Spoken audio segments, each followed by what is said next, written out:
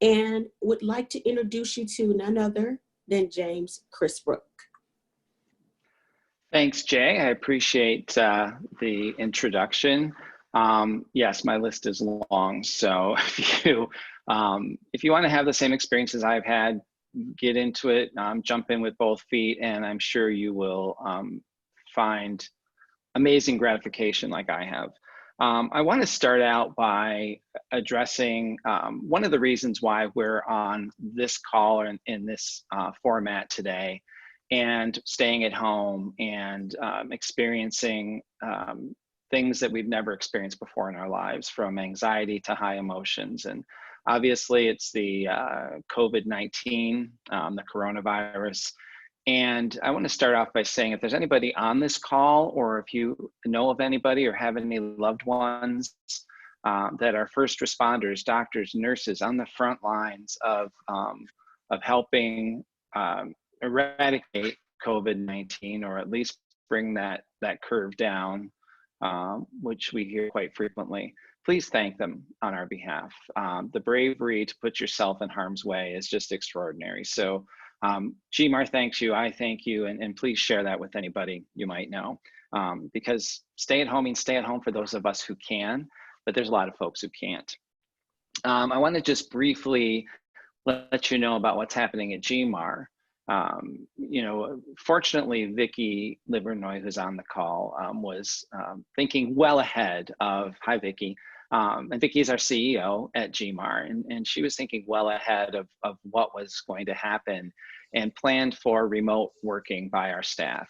It has turned out to be an extraordinary sequence of events. We didn't miss a beat. You can still call the main phone line and talk to somebody. You can email.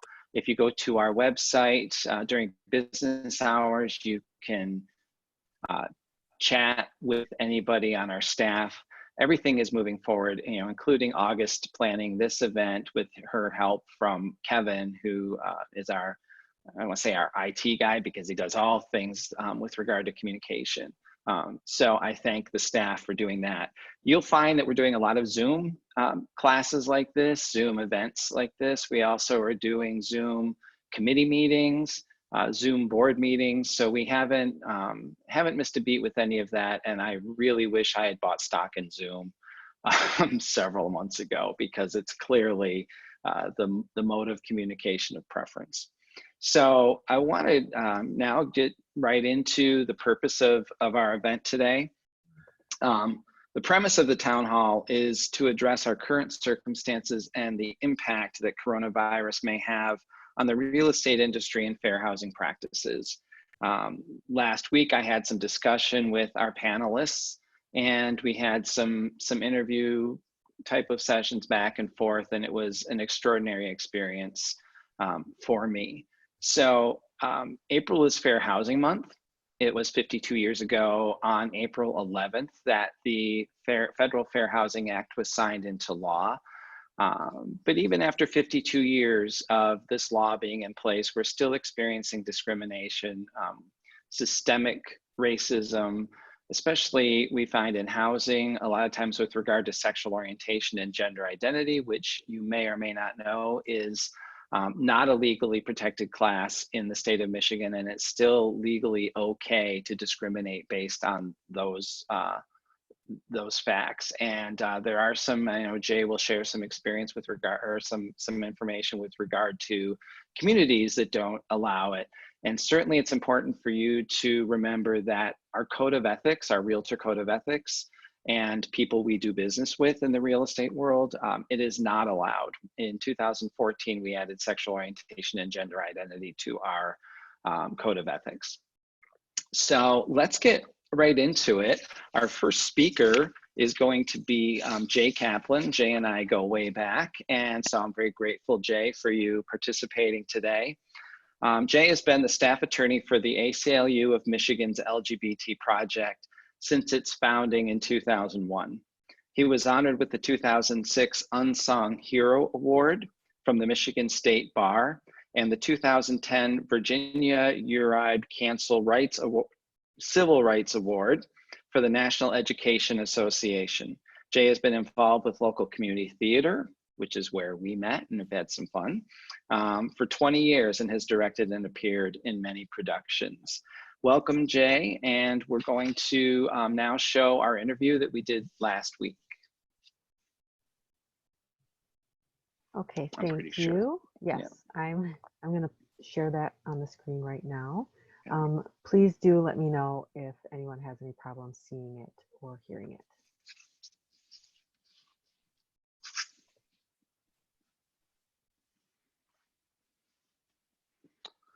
Oh, new technology. Thank you for your patience. Bear with me. Well, it always takes a minute for the everybody have their coffee and their realtor mug. There you go. Yes. Can you guys see this? Hi, Jay. Thank you so much for being with us today, especially being sequestered at home, quarantined at home. So we really appreciate your input here. As you know, April is Fair Housing Month, so we really are focusing on that. So we thank you for being here. I want you first, if you could, talk about how the coronavirus has impacted fair housing practices in your experience so far. Well, and thank you, James, and for your group for inviting me to speak. I appreciate it. I think, in terms of the impact, the economic impact that it's had on all, groups, including the LGBTQ community, which I think I saw some statistics that a third of the population makes less than $35,000 a year, more likely to be involved in the service industry, the gig economy. So the financial impact of this and the ability to be able to afford housing, feeling housing insecure, whether or not you can make your rent or your mortgage payment, and whether or not you're able to be able to purchase a home. I think that has impacted people. I think also this crisis has taken away the focus on LGBT civil rights. For the most part, people are prioritizing, things related to healthcare and other, very important things. But I think the focus on the disparities in terms of equal treatment, in terms of civil rights, has gotten less focused during this time period. Right. So it's not just an LGBTQ issue. It's also kind of falls into a socioeconomic issue. Absolutely. I think there's a perception a lot of times that the LGBT community is like this monolithic community, wealthy, white, male, and cisgender. And of course, it's a very diverse community. And many of the issues that point out the disparities in our system with access to health care and financial inequalities, that also reflects that in the LGBT community as well. Right. So I think a lot of people probably don't know, even realtors don't know, that Michigan doesn't provide protection based on sexual orientation, gender identity, or sexual expression. What kind of work is being done currently? I know that there's some work being done to add those to the Elliott-Larsen Act in Michigan. Can you share with us just some of the work that's being done? Because I do think it'll have a significant effect on real estate. Sure. Well, for more than 20 years, legislation has been introduced in the Michigan legislature that would explicitly mention the categories of sexual orientation and gender identity. For the most part, they're never able to move forward because the legislative leadership will not allow them to have committee hearings. And so that's been problematic. Also, our federal civil rights laws also don't have those explicit categories of sexual orientation and gender identity. Having said that, though, there have been a number of court cases, federal court cases, that have interpreted civil rights laws that prohibit sex discrimination as covering LGBT people. And there even was a fair housing case involving a transgender person, and they were found to be protected under the category of sex. And so as a result of some of those case decisions, in 2018, our Michigan Civil Rights Commission, they issued an interpretive statement that LGBT people were protected under Michigan civil rights laws under the category of sex. Now, it's not a court order, but it has the force and the effect of allowing the Michigan Department of Civil Rights to take LGBT discrimination complaints. And so since May of 2018, if you're an LGBT person and you've been discriminated against in employment, education, housing, or public accommodations, you can file a complaint with the Michigan Department of Civil Rights, and they will investigate that. We also have at the federal level, employment discrimination under the category of sex is also, they'll take complaints involving discrimination against LGBT people. What's at stake though right now is last October, there were two court cases before the United States Supreme Court, and they're deciding whether or not LGBT people are protected under federal civil rights laws that prohibit sex discrimination. Now that's in the context of employment. And one of those cases is an ACLU case. It involves Amy Stevens, a transgender woman who was fired from her job for being transgender. Now, if the Supreme Court decides to uphold those lower federal court decisions, then we have this theory that we can use, and we can continue to advance this argument that LGBT people are protected under current civil rights laws, and they're protected against housing discrimination. If the court reverses those favorable decisions, then that's very highly problematic. So the bottom line is this, as you mentioned, James, we need to have those explicit categories in our federal and state civil rights laws, so we don't have to leave it up to the courts. So we have the Equality Act, which is a federal piece of legislation that would specifically cover sexual orientation and gender identity, and that would include the categories of housing. It passed the U.S. House of Representatives. Senate leadership Mitch McConnell will not move it forward. The president has indicated he would veto such legislation if it passed out of the Senate. And so that's kind of where we're at. I should also mention that there's 40 plus local communities in Michigan that have human rights ordinances, local ordinances that prohibit discrimination based on sexual orientation and gender identity in housing, including, the communities of Southfield, Birmingham, Royal Oak, Ferndale, Huntington Woods, etc. Right. And by the way, thank you for the work you're doing on behalf of that. I know you've done a lot of work in that area. For your information, I think it's important for all of us to recognize in the Realtor Code of Ethics, sexual orientation and gender identity are protected. You may not discriminate based on those things. So the National Association of Realtors has been fully behind these efforts on local and federal levels. And so it's good to hear what's actually happening, because I don't think a lot of folks understand that. And thank you again for your efforts in that area. So when we bring it down to realtors or to even the general public, what are some of the ways that we can kind of refocus on fair housing, or even just begin to focus on fair housing with regard to the LGBTQ community?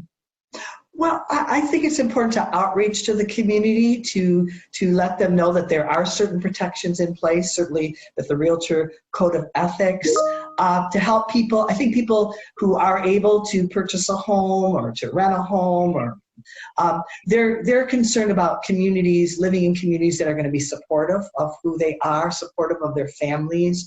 And I think it's no surprise when you look at a community like Ferndale or Royal Oak, where there is a noticeable presence of LGBT local businesses and signs showing that, that in support of the LGBT community, that makes an attractive place that people want to live in.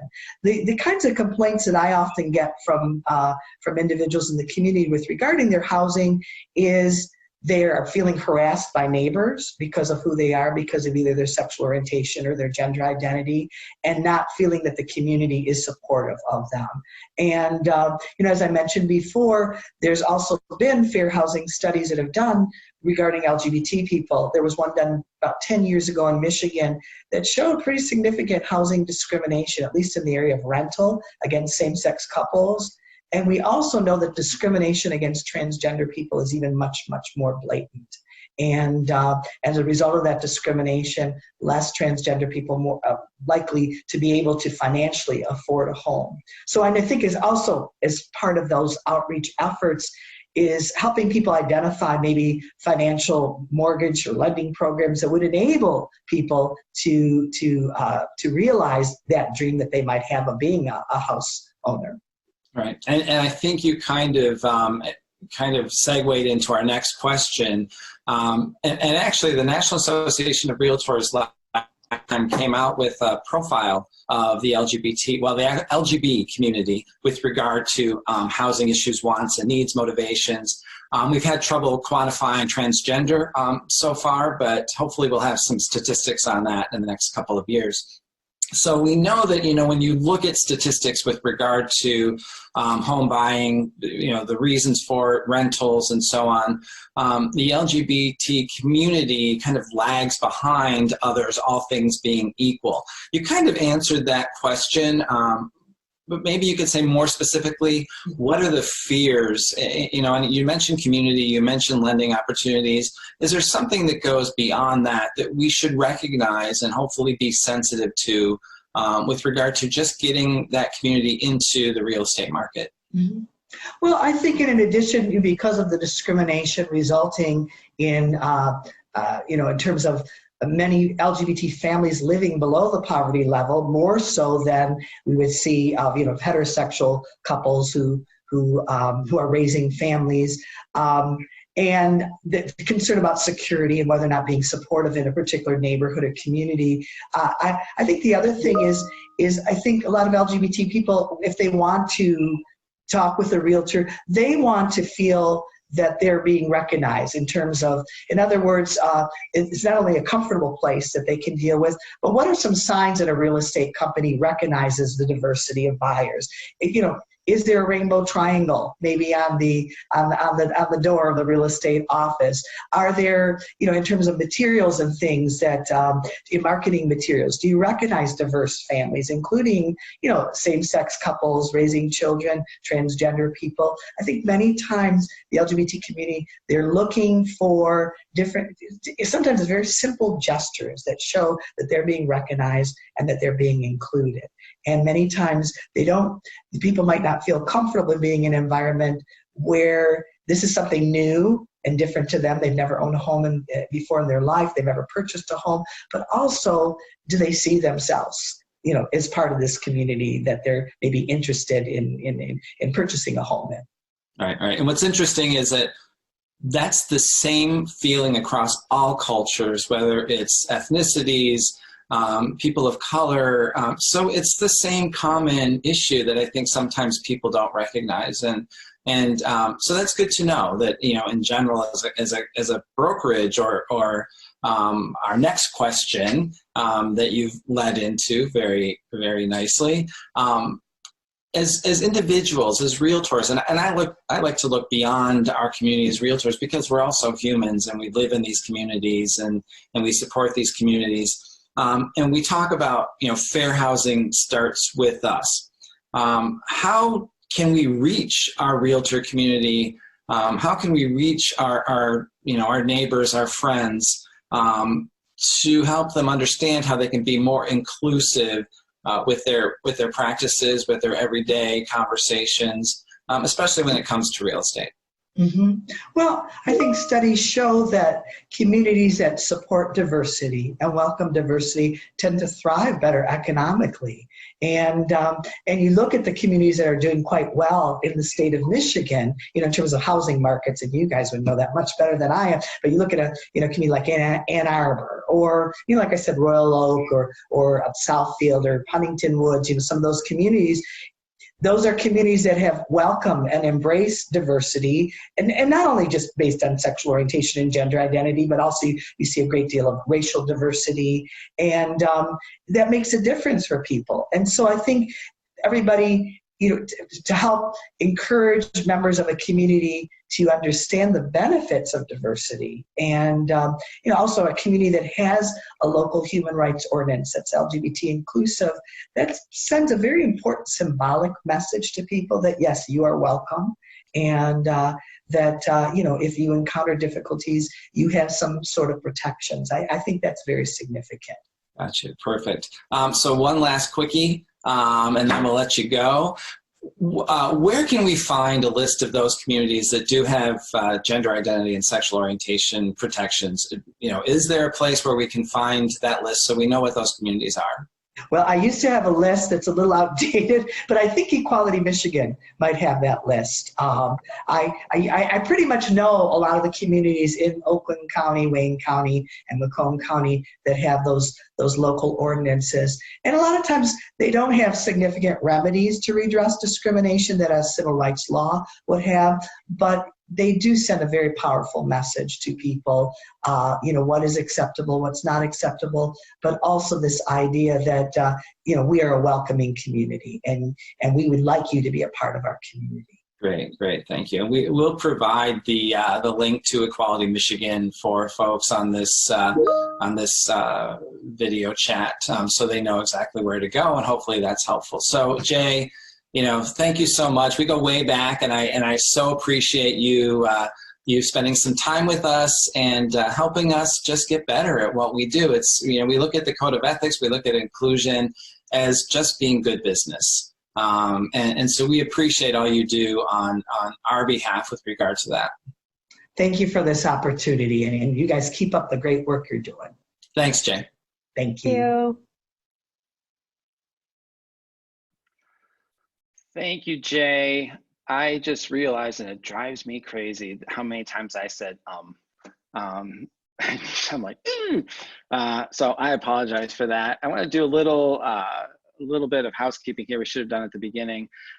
First of all, this is brought to you by the Diversity and Inclusion Committee at GMAR, and we're very grateful for their commitment to bringing diversity front of mind with regard to housing. Along those lines, our chair is Paul Baracco, vice chair is Jay Sanders, who you heard from at the beginning, and Tracy Dean is our staff liaison. So Tracy kind of keeps us all on task and makes sure that we do all the things we're supposed to be doing. If you have questions and you don't want to forget about them, if you go to the bottom of your screen, you'll see chat with a little box that would have little thing that pops up over your head. Go ahead and throw those questions in there. When we get towards the get to the end, we will go through those questions in order that we received them. And if there's repeats, we'll try to get just the answer to the one question. So go ahead and throw those in there now. It's notifying me that you have questions or comments to make. So you don't have to wait till the end.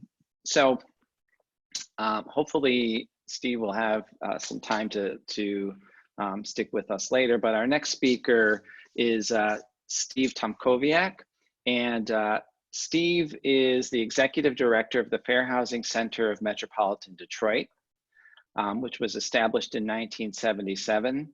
The Fair Housing Center of Metropolitan Detroit is the oldest fair housing center in Michigan and one of the oldest in the nation. Steve's background as a fair housing attorney for 28 years led him to his position as executive director in 2018. Steve obtained federal court jury verdicts of $130,000 and $700,000 residential mortgage lending discrimination cases under the Fair Housing Act, which are believed to be the only 2 successful jury verdicts in such cases. Apart from work, Steve and his wife have stayed busy raising their 10 children. So God bless you, Steve. So ladies and gentlemen, we present our interview with Steve Tomkowiak. Yes, and I just wanted to say before I go ahead and put that on the screen that I did put the link that Jay mentioned in the chat box as well. So, and we are currently live on YouTube. We had some bandwidth issues with Facebook, and so we tried to work around that, and Kevin was extremely helpful. And so we're live on YouTube now, and that link is on the event page. Great, thanks, August.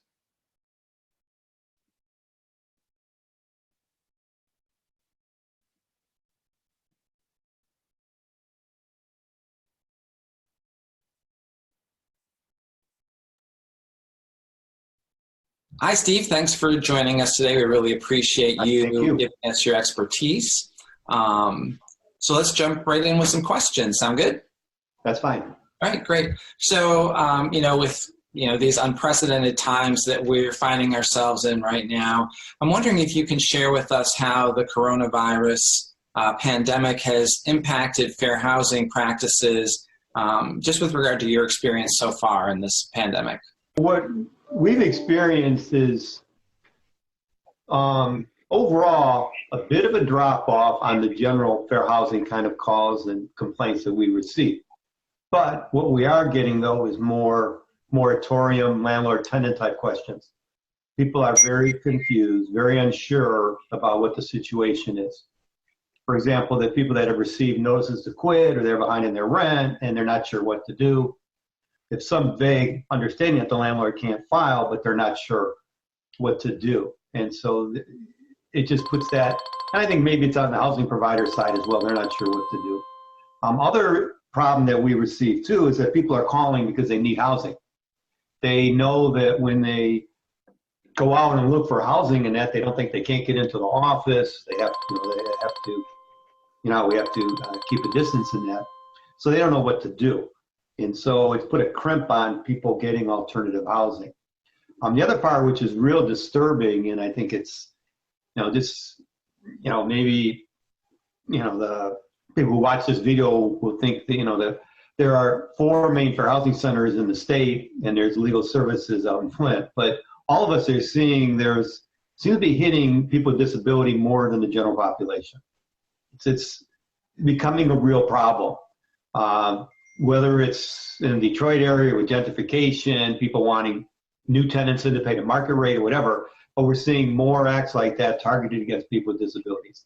It runs a gambit. There are a variety of things that are occurring, but almost far overwhelming majority has to do with people with disabilities, and it's very, very concerning. That's a very vulnerable population, and they're facing the brunt of it.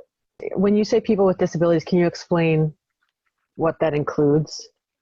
Yeah, I mean, Fair Housing Act, people think it's following under the ADA. The ADA is modeled after the Fair Housing Act under the Rehabilitation Act. So that's the way the progression goes. But it's people that, are on Social Security would be one, Social Security disability, people with, mental impairments, those kinds of things. Just a general category of what you would consider someone with a disability. And, so why do you think that's happening right now? Is that a kind of a byproduct of the coronavirus issues? And is there a specific reason why that's more focused on? Maybe it gives cover, or maybe, it's always present. I just see a lot more of it now. Maybe because of the reasonable accommodation, reasonable modification requirements. That could be something. When you're dealing with someone with a disability, they have unique needs. And there's no question it's going to require a bit more from a housing provider or from an apartment complex. It could be emotional support, and it could be a variety of things. But the law says you have to do it. You have to make the housing available. You have to make reasonable accommodation and modifications so that they can use and enjoy their property as a non-disabled person can do. We do work very hard as realtors to educate our realtors, our community, on what those laws are. Obviously, real estate is what we call local. So we deal with federal laws, state laws, and we are, especially with regard to landlords or property managers, we found a lot of issues. So we're seeing some of the same things. I would say the underlying the Fair Housing Act is the idea that an agent, real estate agent, broker, whatever, brings expertise into any housing transaction. There are exemptions under the Fair Housing Act, single family, and they call it the Mrs. Murphy, but those are no exceptions or no exemptions with the single family. If there's a real estate agent involved, with Congress, I've even read the legislative history, Congress had the idea that if there's a real estate agent involved, the person involved in the real estate transaction should know the law and will hold them accountable. So it presumes the broker has expertise, the real agent has expertise, and will communicate that and bring that to bear during the transaction. I get really troubled when I see that doesn't occur. Yeah, we have we're speaking about realtors, which I won't get into the weeds, but there's a difference between a real estate agent and a realtor. There's about 1.4 million realtors in the country, and we have a code of ethics that we're required to follow, and a lot of this falls under that. So it's disturbing to hear that's the issue, and that's part of the reason that we're having this conversation today, really looking for some guidance, trying to educate our realtors, take them further, especially with this month being Fair Housing Month. And we know this is, I think, the 52nd anniversary of the Fair Housing Act, so we should be better at it by now. I use the terminology broker, agent, realtor, kind of synonymous. I shouldn't. I mean, your group knows the distinction. But I am familiar with the ethical rules. They track the Fair Housing Act. It's virtually almost like verbatim quoting it. So it's basically taking chunks of the Fair Housing Act, put it right into your ethical rules, which is unique. Right. No other, I don't know of any other ethical rules that actually do that. No, we are a unique codified set of ethics in that way, that we take the law and then sometimes we don't go beyond, we don't go outside of the law, but in a lot of cases we do go beyond the law, especially with other protections with regard to sexual orientation, gender identity, things like that. So we know that you probably get, hundreds, thousands of cases perhaps in fair housing issues in the Detroit area. So from an attorney's perspective, what are some of your recommendations when we're working with homeowners who refuse to be inclusive, who direct us that they do not want to work with specific protected classes? What kind of advice can you give us? I mean, we have a almost publishable level guide to address the kind of common questions that you deal with. But it really, I would like to see everybody on board. In other words, if someone makes that kind of a statement, they only want to deal with some groups or another, that be challenged. Say, look, the law requires, or you find a more maybe a gentle way of saying it, but there's no way that I can go along with that. It's never permitted to exclude it or any particular group of people. The other part is kind of a positive way to approach it, which I always prefer. If you're, what kind of a community do you aspire to? What would you like to see? The idea is a diverse variety of backgrounds, economic, racial, religious. That's what we should want to do. I mean, I've seen groups where they want to restrict housing to people within their own religious group, very common. I had some agents, realtors, I would be careful to use the right word. And they thought that, well, it's a commercial property, you can restrict it. And, well, you can restrict it, for example, a mosque only selling to Muslims, or a church only selling to another church, whatever. And misunderstanding that the Fair Housing Act only covers residential property, but Michigan law fills the gap. It's illegal to do it. A church property or any religious property has to be offered to everyone. And if you look at it that way, right, we can live in a society where we can acknowledge people that are different, and we enjoy that kind of an interaction. So set up the goal of what true diversity really means. We give lip service to it. We all do. I think that sometimes, we recognize, first of all, I love the definition that to have a more inclusive, a more diverse community is really the way to go, and that just because somebody isn't of the same faith doesn't mean they can't understand what you're looking for and work with you. I like that opportunity to educate other people. I think quite frequently, as you just mentioned, the realtor may not be aware. They just say things without being fully aware that they're stepping into an issue. And quite frankly, there's a lot of people in a lot of places that don't pay their rent. So, we try to avoid being that specific. So other complaints we haven't gotten a case like this, but the complaints I've gotten this from broker, and I'm using the word broker correctly. Yes. Where they see realtors being not as careful as they should be in some of the social media, some of the listings, where they have to really be on guard. I know the Fair Housing Act 3604C or 804C talks about discriminatory statements, so it can be oral or written, but it only needs to indicate simple preference. It's not turning down somebody, just a preference leaning toward one group or another will be a violation. So you're basically always on the clock. Assume that everything you say orally or written can come out and could be used against you. And I always tell somebody, think of someone else. Any discussion that you have, pretend there's a third person listening in. Or would they be comfortable? If you're communicating with the buyer, if the seller heard it, what would the seller think of that, what you were saying? And vice versa. And if you keep that in mind, I think you'll be in a lot better shape than if you're just a little bit careless. I mean, because you're trying to make a deal, you're trying to get it closed, but you really have to be careful.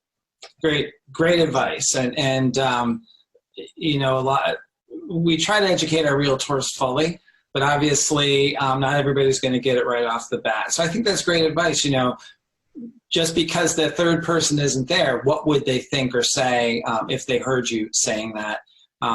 And quite frankly, it's, you know, do the right thing because it's the right thing.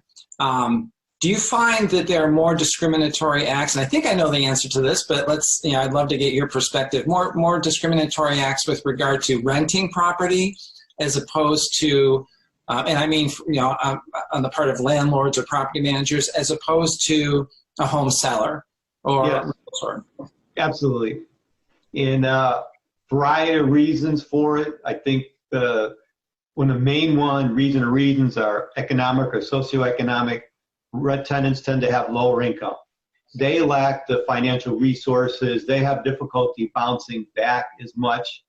I also see, you know, a couple cases that I mentioned where it didn't actually go. Well, there's a third one now where we had a black woman contacted our office. She had over about $1 million in liquid assets and made an affluent white community, made cash offers and couldn't seem to buy a home. It happened several times. So we waited for her to give us the details and the information about it, when she made the offer, the listing agreement, who the real estate agents were and so forth, who the owner and sellers were, and she didn't get it. So I'm assuming she's able to get a home and really didn't want to go through all the stress of litigation. So that doesn't reach us. Some of the discrimination in race discrimination landlord-tenant occurs in high affluent areas where minorities, blacks are trying to rent. Another thing that we see, you know, again, getting back to the income level, poor are economically vulnerable. They're never too far away from being evicted, and it's not easy for them to go and get alternative housing. The low income tend to be minority, higher percentage of minority. And unlike other fair housing centers, we still have the majority of our cases are race discrimination cases. Others have more disability-related cases than race cases. They also tend to be people with disabilities or disability-related income. They generate a lot of our complaints, and most of the majority of our complaints come from women with women and women with children. So those are the kind of things. For example, Warren is 8th in the nation in eviction rates as of last study I saw in 2016. What part of Warren do you think those evictions are originating from? You can guess. That kind of a thing. So we really have to be aware of these things. Another factor is a crisis in affordable housing, especially for extremely low-income households and that. And there isn't habitable housing. We get a number of housing-related complaints with habitability. However, I would say this. We are targeting the sales market. We're always targeting the sales market and in the more affluent outlying areas. U of M put our complaint data together for a 9-year period, and we're just not getting complaint activity in northern Oakland and Macomb County. Now, whether some of those may be rural areas in that, but we have to do more at our end to increase our presence out there. But we are definitely interested in any kind of discrimination in the sales market, absolutely. And in the commercial market as well. There's discrimination that occurs there as well. I just don't think it gets reported with the same degree of frequency. Yeah, and you know, with regard to that, you know, and it wasn't necessarily in my list of questions to you, but I'm sure you can let us know. So how would somebody find you? You know, when we're experiencing these issues, is it best to go online to your website? Is there a phone? You know, when we will provide a link to your website with this information. What's the best? We got a new website coming out, but that's how people tend to find us 2 ways. One, they go online, do a self-search on discrimination. They find us, and majority of our complaints come in through phone calls. We do get some online through our website. Rare that we'll get a fax type of a complaint coming in that way. And that's if people find out on their own, but more often it comes through a referral. Someone will be told to contact us or suggested that they contact us. We get some of our best cases come from realtors. There's no question about it. Realtors have the expertise and knowledge to know when something really looks discriminatory and have done it, provided good information, you know, laid out the chronology of it. That's very, you know, we give that, you know, a lot of weight. I mean, from a realtor, you could imagine. It doesn't mean the realtor is going to be dragged into the whole thing. It just means give us the information and let us do what we need, need to do. I'm very happy to hear that a large portion of these issues are reported by or through realtors. That makes me I wouldn't say a large portion, but we do have people report it, as they should.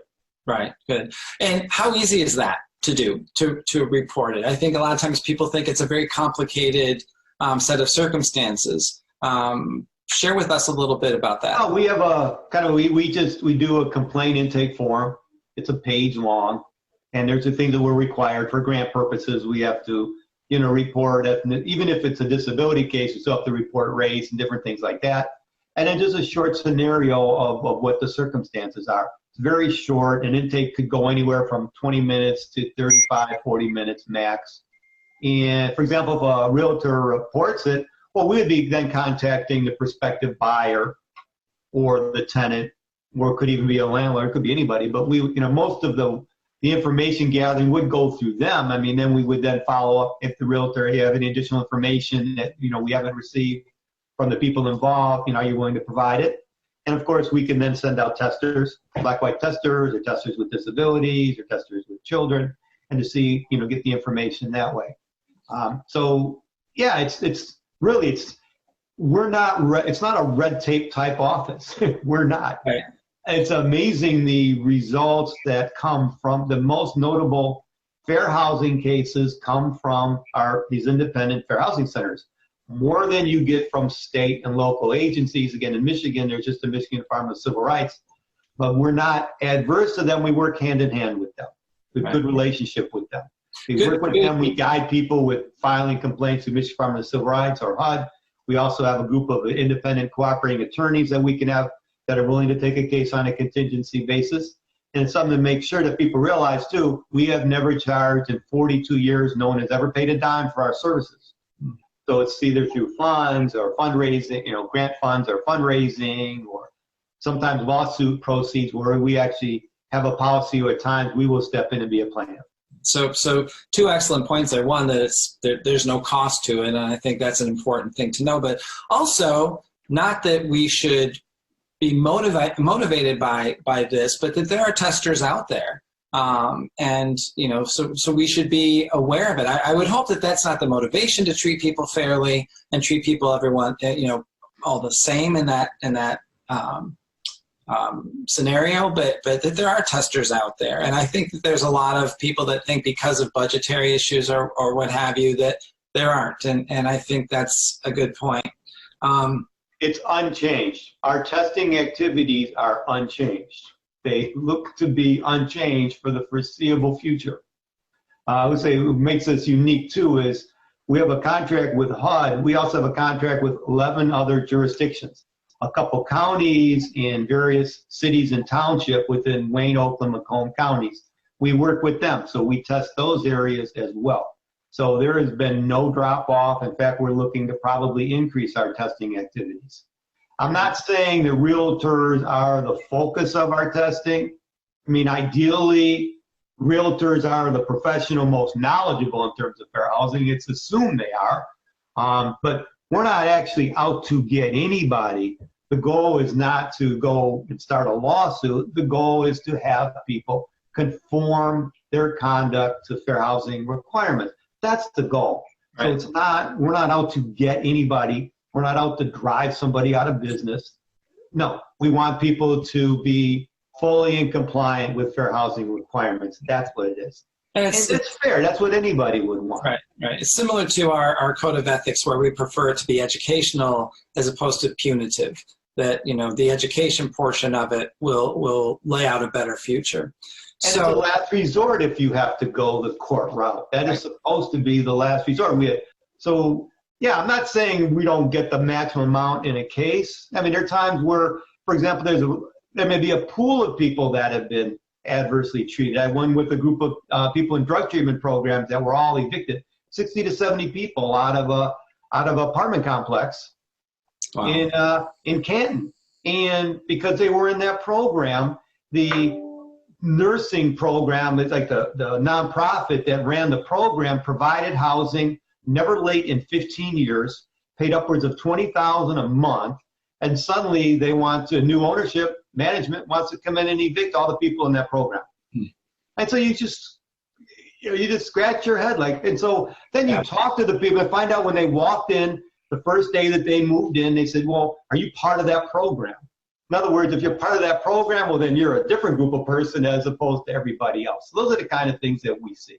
Poor business decision too. Man, you got somebody that paid their rent on time for 15 years. Oh, and not only they confirm it in an email saying, oh, well, you know what?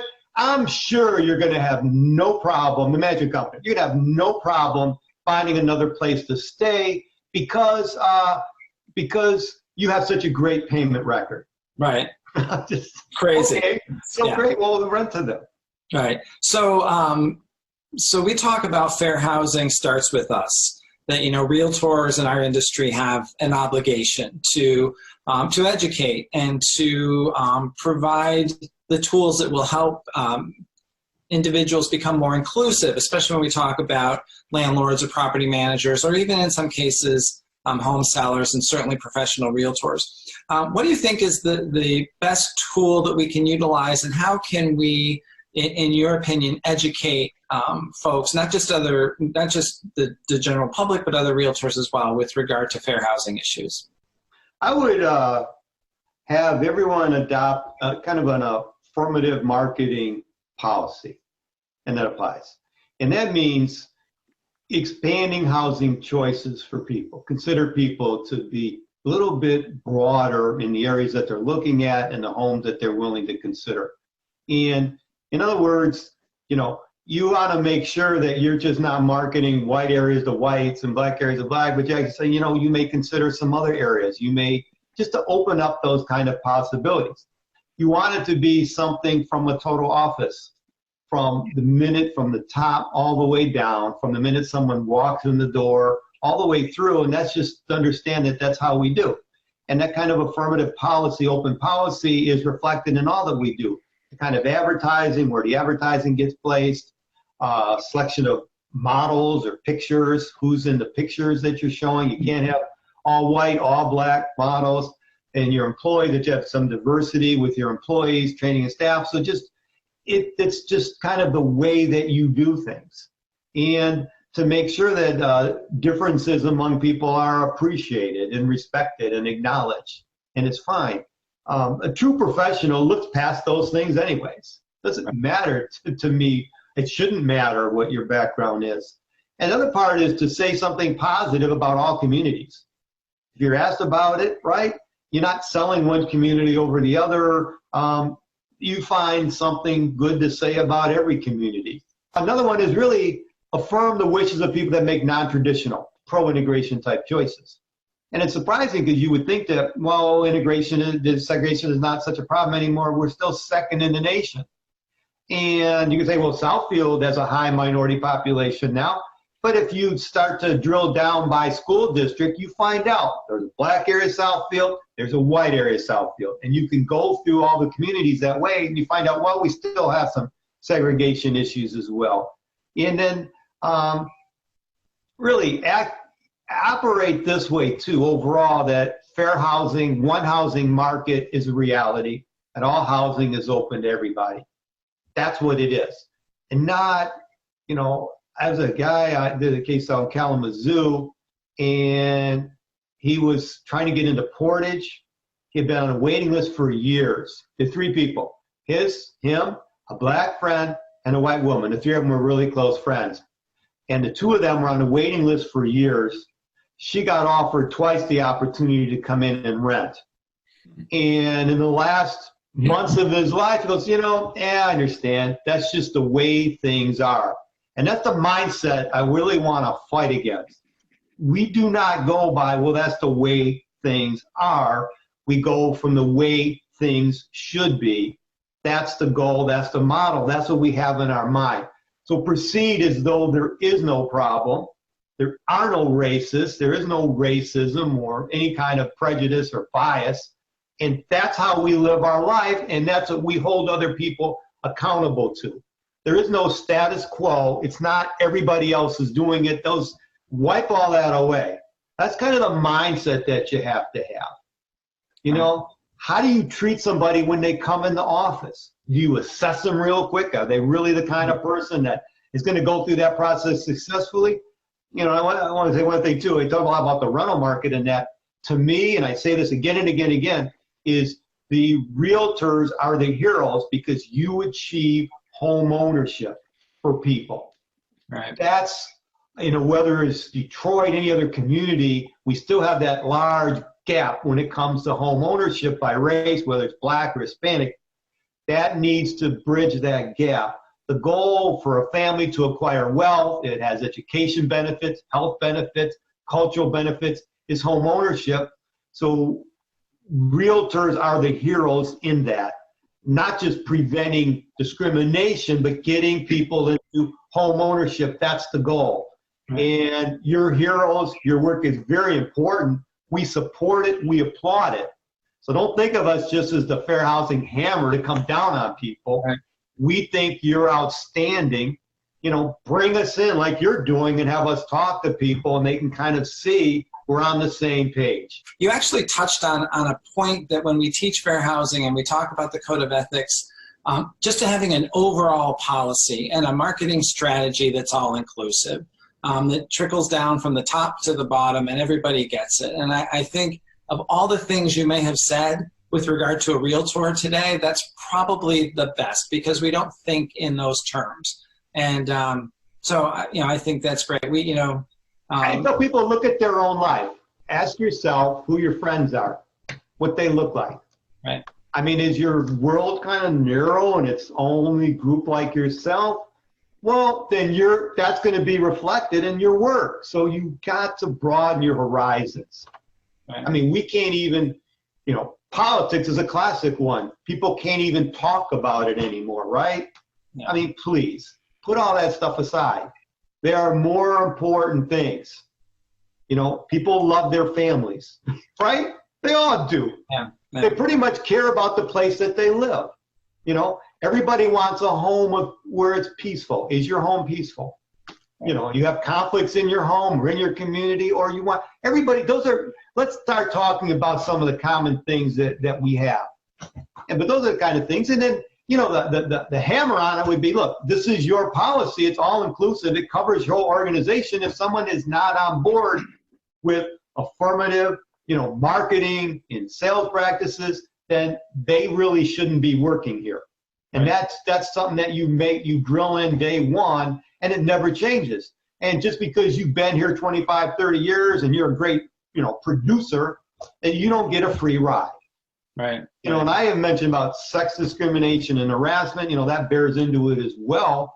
That should never play a role either. You don't see it as much in the sales market, but you see it in the rental market. It's tragic when that occurs. Right.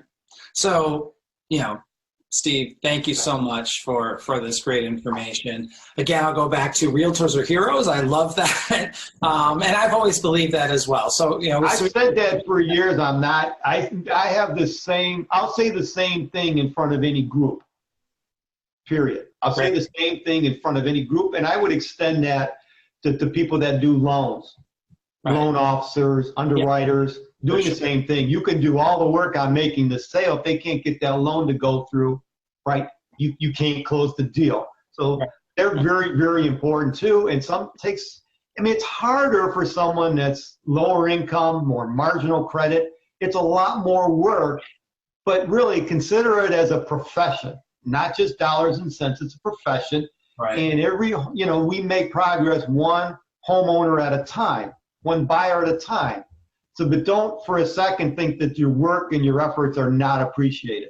Right. I don't think you hear that enough, especially from people where I sit. You don't hear that. Right.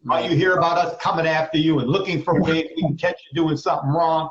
That's not the right approach. Yeah. Right. Like I said, if you see a problem, report it, please. Right. You get us, Steve, and that we'll end on that comment. If you see it, report it, and we appreciate the work you do on behalf of everybody. And your focus on fair housing, we feel it's very important. It's a huge part of our realtor world and our code of ethics. And thank you so much for sharing your information, your expertise with us today. Thank you, Steve.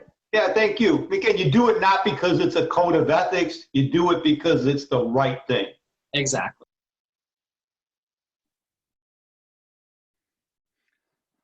Woohoo, we're heroes. I love that. I take that with me all the time.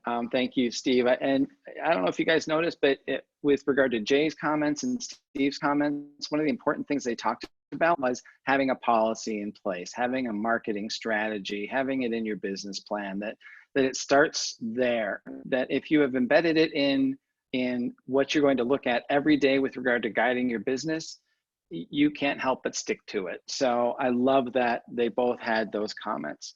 So our next panelist is Kim Paige. She's the owner of Front Page Properties in Detroit. Kim opened the very first Keller Williams franchise in Detroit, leading and training hundreds of successful realtors since 2004. In 2012, she opened Front Page Properties, which is currently the largest female-owned African-American real estate brokerage in Michigan. Kim has received the Spirit of Detroit Award in 2008, among others. Kim runs Front Page Properties with her daughter, who is also on this call, Valencia Page. And Kim enjoys singing and boating in her free time. So let's move to Kim's video.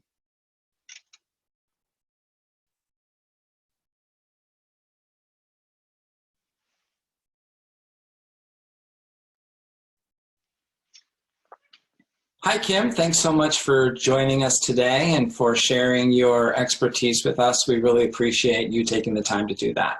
Oh, thank you for having me. So I want to jump right in with, we've got a set of circumstances right now, a global pandemic, unlike anything we've ever experienced. And I'm wondering, or we're wondering, if the coronavirus has impacted fair housing practices that you've experienced. And if it has, what are those things that have been happening? Well, I would say right now, it's nothing that I have experienced yet personally, but what I am noticing pretty much is what's being mentioned that I'm thinking about as far as banks are concerned. It's being mentioned that certain banks like Chase Bank, for instance, is going to, raise their credit standards as far as going from maybe a once, 660 or 650 all the way up to a 700 credit score, along with, of course, a larger down payment. That would definitely be a concern to me as far as fair housing, because with that being said, if credit scores are actually raised and you have to actually put more money down, that I think would affect, a lot of people as far as in minority communities, which of course, which is fair housing. So I'm hoping that that doesn't happen, but I'm seeing a lot of sources mentioning that that may happen, because that may cut a lot of people out of purchasing a home, especially, first-time home buyers that may not have a 700 credit score, or someone that may not have 20% down. If you're looking at an average sales price of 100,000, then that could be 20,000 down for somebody that may not be able to afford that type of down payment. So that's how I'm seeing it, affect, our market as far as Detroit is concerned. And we're certainly not at the end of this, or maybe even a light at the end. So the things that may come out of it are yet to be known. Yeah, and I'm hoping that's a good point. Just across the I think that's a good point across the board. Is that heightened credit expectations from lenders can be an issue, especially for those communities. Yes. And if we don't have first-time home buyers, as you know, we don't have second time, and we don't have third time. We have to start somewhere. So as a woman of color and, a business owner, and you've forged, obviously, a great path as a leader and a role model.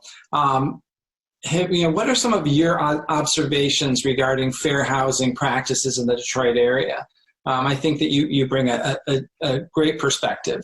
I've been in the Detroit area now for about about 22 years. And what I have experienced myself as far as fair housing, I would say is the cost, the prices of home purchases versus in Detroit versus our suburban counterparts, just on the other side, basically of 8 Mile in Detroit. This is what I've experienced.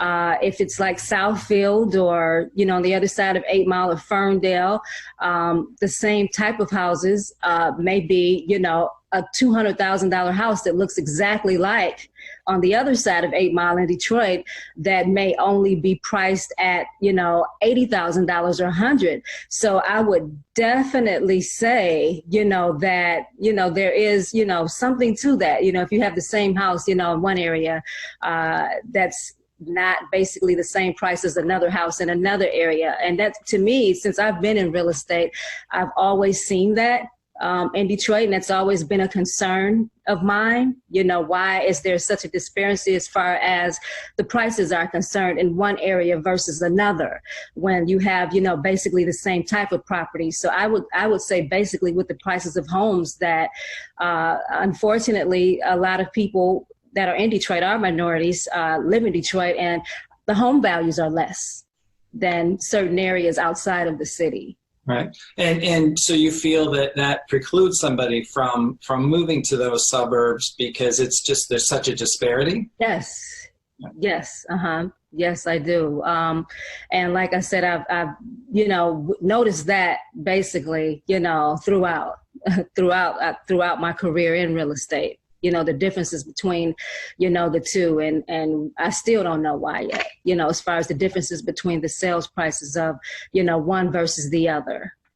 It is a question I think that many of us have. And what's interesting is that you've experienced the same thing from day one, 20 some years ago to today. I think that speaks volumes about how far we have to go still with regard to fair housing. This April, as we've said, is Fair Housing Month.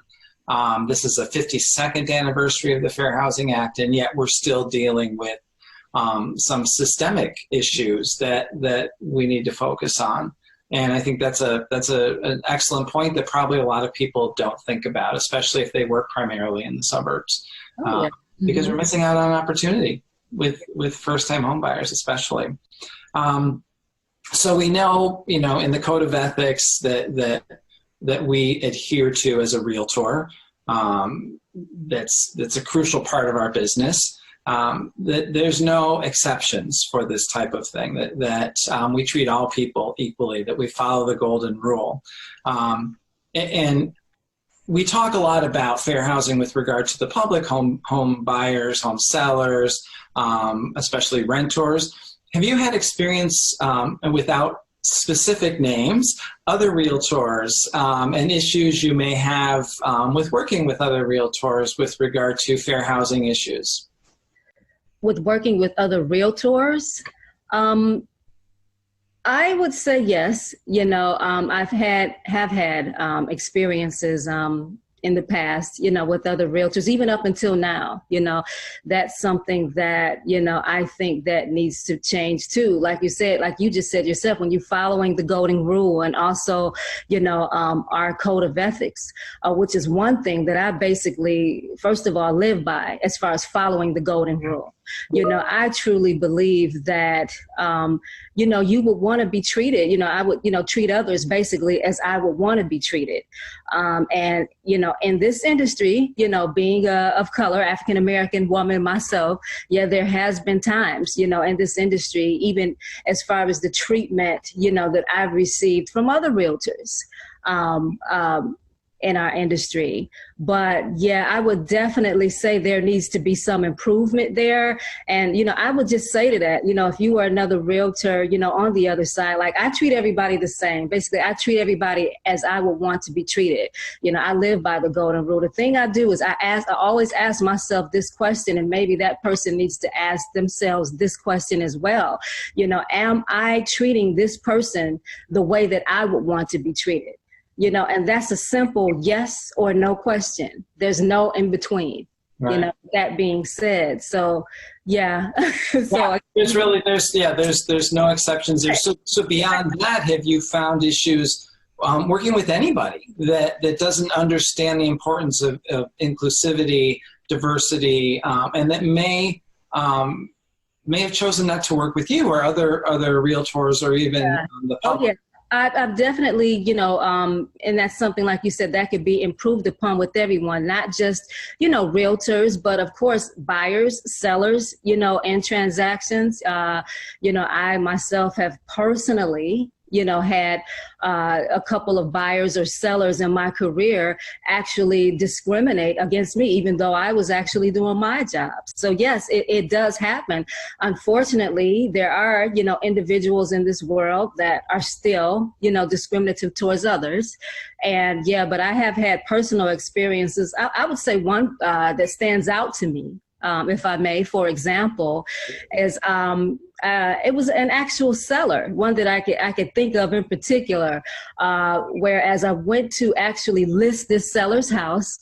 I forget, I think the city, it was actually in Hazel Park, I want to say, and they needed me to actually list their house. But when I got to their house, one of the questions that was asked of me from the seller, I mean, this was more of a concern to her than what I would be listing her house for or anything else. You know, the concern was, are you putting a sign in front of my house?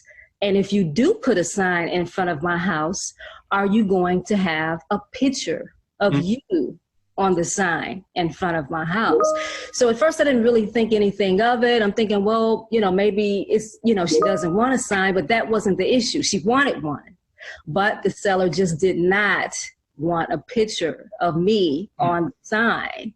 You know, so I can kind of, you know, read in between the lines and, you know, that she did not actually want a picture of me, because she blamed it on her neighbors and said, well, my neighbors don't really, you know, take too kindly, you know, as she put it to me, to having, you know, I don't mean to offend you, but an African American on the sign. But, you know, I knew deep down inside that, of course, it's not the neighbors, it's you. Right. You know, you're accountable for your own actions, you know, not your neighbors, not anyone else. And then at the same time, of course, not really wanting to, you know, look at me or actually shake my hand when I first came in the door either as well. But you know what, how did I handle that? You know, on the other side of it, you know, I just kept it professional. And also, you know, knew that, you know, I'm not going to step out of being professional or doing my job basically because of someone else's ignorance. So, you know, I just learned to look over that and not let it. Oh, yeah. You know. So the big question is, you know, so you went ahead and listed the house.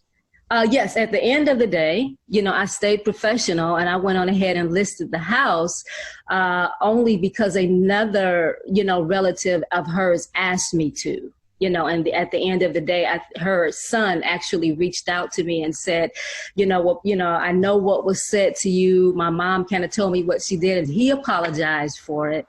And I went ahead and listed the house, but somewhat at a distance. I continued to basically keep the listing, but communicate with her son at that point. And, you know, and just basically helped out and took the listing to the end. And like I said, at the end of the day, just remained professional. You know, I know who I am, you know, in it. Yeah. So. You would be as successful as you are if you didn't have a good exactly sure. Right. So have there been times when you just walked away, when you just said, this isn't going to work, this relationship isn't going to work? Or have you always found a way to turn it into a positive situation and make it work? Well, yeah, for the most part, I turn it into a positive situation, but there, you know, has been probably a time or two that I have walked away from it. And, you know, with me, a person would have to be really extreme, you know, for me to actually walk away, you know, from a listing, you know, and of course that would be, you know, based on how I'm treated. If it just, you know, got totally out of hand, like, you know, wait a minute now, you know, then yeah, there has been a time or two where I actually, you know, walked away or actually fired that client, you know, beforehand, you know, and sometimes it is best to do that. So I'm not just going to say that, you know, I remain with everyone. No, if you're treating me, you know, unfairly or a way that I would not want to be treated, then of course, then I'm going to, most of the time I do walk away from it. But there have been times when, you know, just like with that time when I worked with her son instead of her, that client that I just mentioned, then we were able to move forward with it. Yeah, and that's great. And I'm sure once they saw your professionalism, that changes the relationship. But there's times when we walk away for a myriad of reasons, or would like to anyway. When you've experienced things like that, and what kind of advice would you give to other folks about how you recognize fair housing issues? And I'm going off of script a little bit here, but I think that you probably have some good advice on when you recognize them. What do you do? What's the first step you take? It sounds like your first step is to try and educate that person and work with them.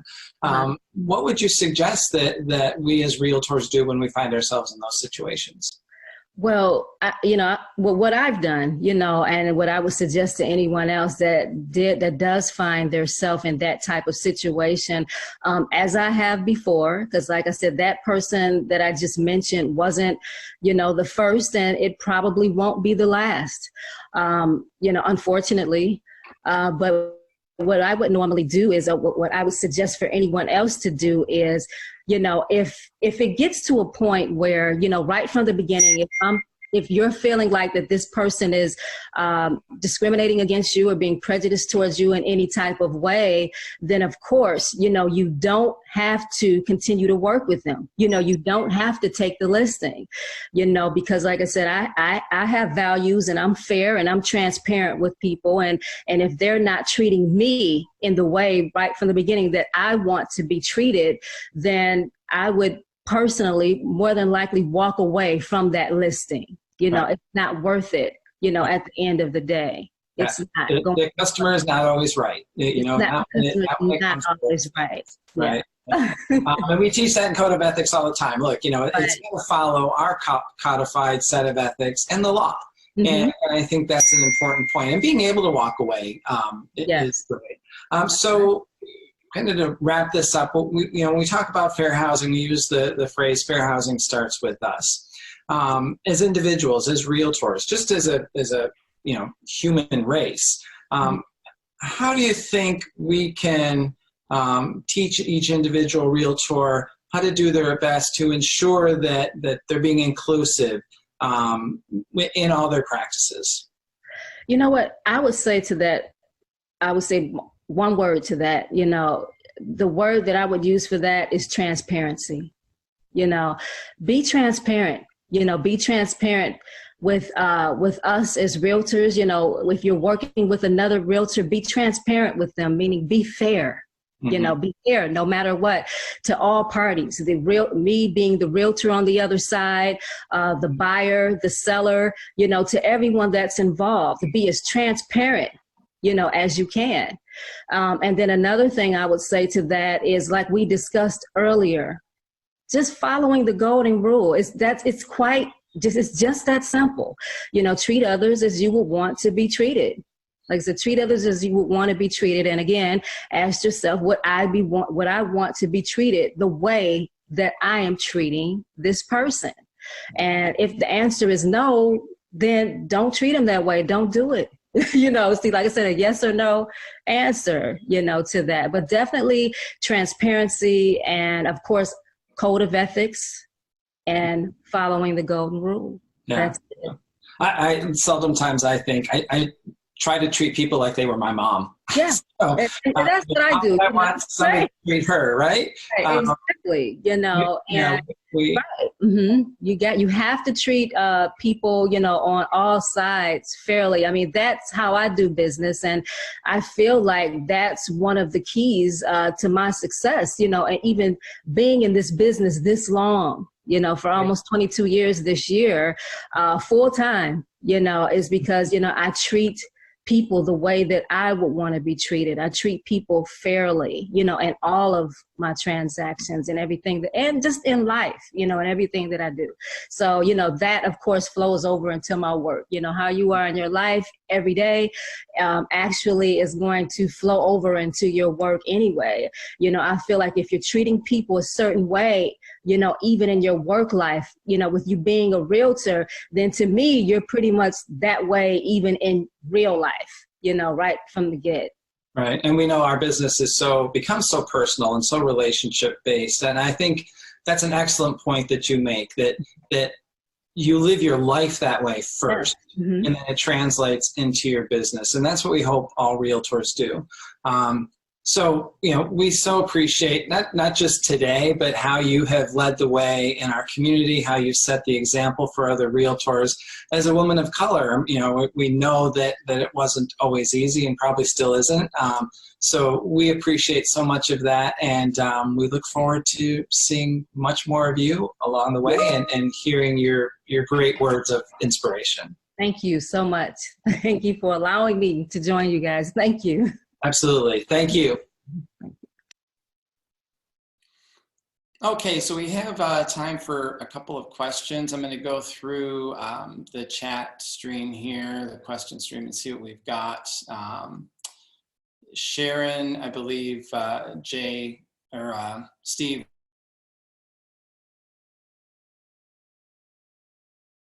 Muted, sorry. Can you hear me now? All right. So Jay gave us some information on how we can find those 40 communities as realtors. Tom mentioned pending the Supreme Court's decision, which will be issued before the end of June, sexual orientation, gender identity, and transgender status should be viewed as covered under federal law. That's not the case under Michigan law.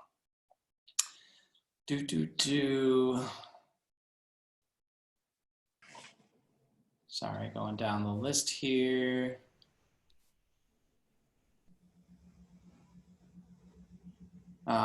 Question for Kim from Sharon. Did you ever feel you ever lost a listing only because you did not look like the seller? Kim, are you on here? Yes. The answer to that is definitely yes. Yes, I have lost a couple of listings in the past. You know, I feel because I did not look like the seller. So yes, the answer to that question is yes, definitely. Oh, a shame, but Jacob, school districts have a high correlation with home values. In your experiences, are school districts and their underlying disparities being used as a tool / pseudocode of discrimination in communities? Who wants to take that? Perhaps Steve? Steve, I think you're muted. There you go.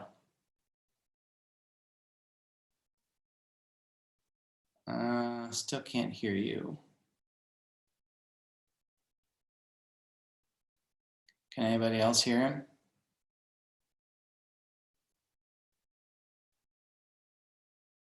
him?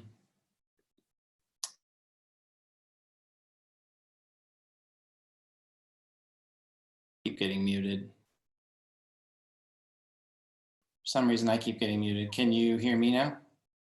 Yeah, we can't hear Steve. Jay, do you want to field that question perhaps? Let's see.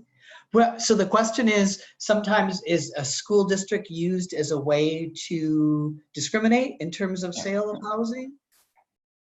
But I think basically like school district websites and that type of information. Oh.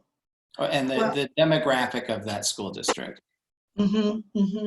Well, I mean, I think Steve mentioned that most of our communities are segregated, even when you find certain communities that you say it's diverse, but you look at certain neighborhoods and I think sometimes, yes, just in terms of through a particular school district or particular school within the school district, you can sometimes result in de facto segregation in terms of housing. Gotcha. So there is, Steve put a comment in there, Realtor Fair Housing Guide includes this suggested response. To get the best answers to your questions, you should contact either the school or the school district's main office.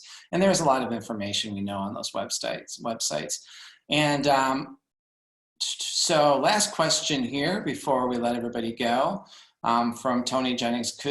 Could providing a list of communities be misconstrued as steering? Steve, can you say anything yet, or do you want to answer? Okay, Steve said, agree with Jay. If you make either complimentary or critical comments about schools based on the race of the home buyer and the racial characteristics of the school population, you could be exposed to charges of racial discrimination. And how about Jay's question there? Would that be considered steering? We still can't hear you, so maybe you could type that in.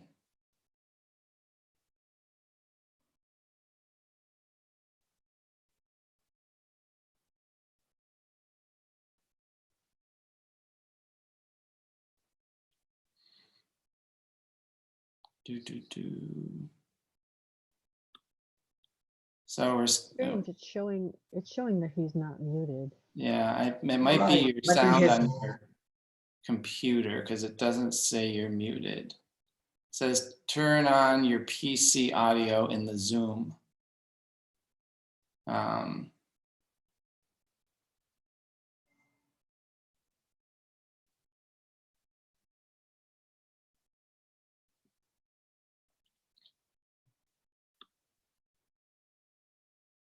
I think we're getting a typed answer there.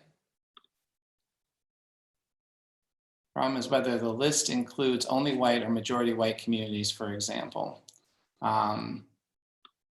So just don't be specific in that.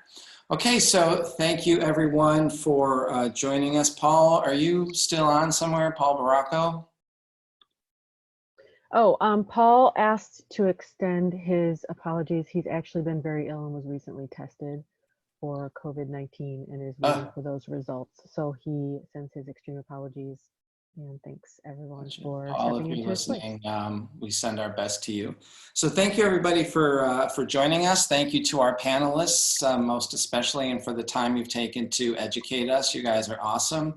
And we have, we can provide a recording of this town hall so it can be viewed later by other people, or you can be reminded of things that it said. I think it was incredible information, especially during Fair Housing Month. And we have information how to reach all three of these folks. If you would require further information, you can also email GMAR, and we can give you more information as well. So thank you everyone, and hopefully we'll see you all in person soon. Stay home, stay safe, stay healthy, and we look forward to business running again hopefully soon. So thanks everyone. Bye-bye. Thank you. Take care.